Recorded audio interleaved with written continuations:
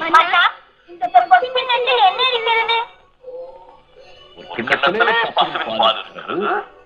அந்த பாலுக்குள்ளே என்னென்ன இருக்கிறது?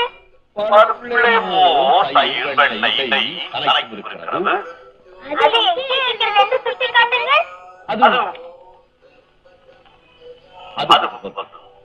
அதுக்குள்ளே இருக்கிறது. அப்படி சொன்னால் போதாது. பாலுக்குள்ளே நெய், தயிர், வெண்ணெய், மோர் எங்கே இருக்கிறது என்று தனித்தனியாக சுட்டி காட்ட வேண்டும். இதென்ன திருவிழைத்தனமான கேள்வி? அதுக்குள்ளே எல்லாம் அடங்கி இருக்கிறது.